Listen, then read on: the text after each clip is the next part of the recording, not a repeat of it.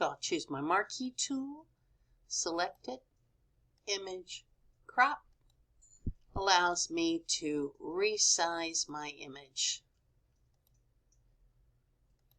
And you can check your size right here and see it's getting smaller. You can also enlarge it here.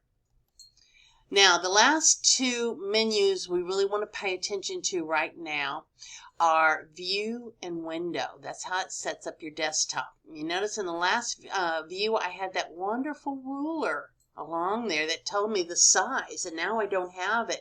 If you're ever missing something on your desktop that you need, look under view. And when I check rulers, that's where the rulers appear and tell me that it's a little under 2.5 inches.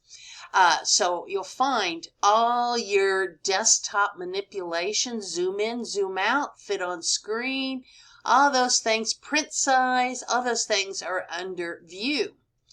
Under window, this is where you get your palettes that are over here on the side here. Notice every one that's checked. See, there's my layers palette, so there's a check by it because my layers palette is out. Let's say I wanted to put in type, but I didn't find my type palette. Well, you can find it under here. My type is out, so it's right over here, so it shows.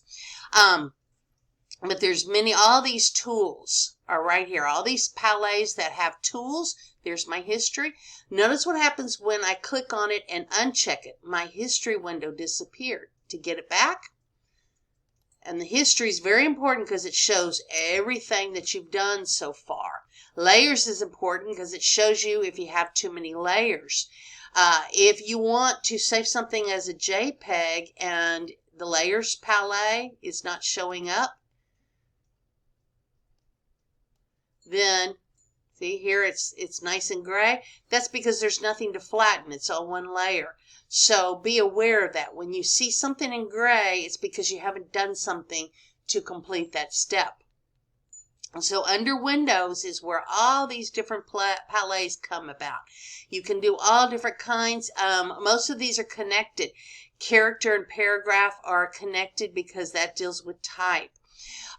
So anyhow, most of these I'll walk you through each assignment. But just when you get your program and you play around with Adobe Photoshop, see what I can do. Try to use the brush tool and play around with the different strokes. Try to see if you can crop something, if you can create a second layer, all those different kinds of things. Don't get frustrated with it. If you have some problem that you've encountered at home that you can't do, write it down, bring it to class, and we'll take some time at the beginning of class going over mistakes or things. Sometimes you get yourself into a bind where I can't figure out what you did wrong. In that case, you'll have to start over, and I'll try to get you back to where you need to be as fast as possible. So anyhow, this is a wonderful program with massive amounts of potential and opportunities. Hopefully you can see how this is different from those apps that you download on your phone.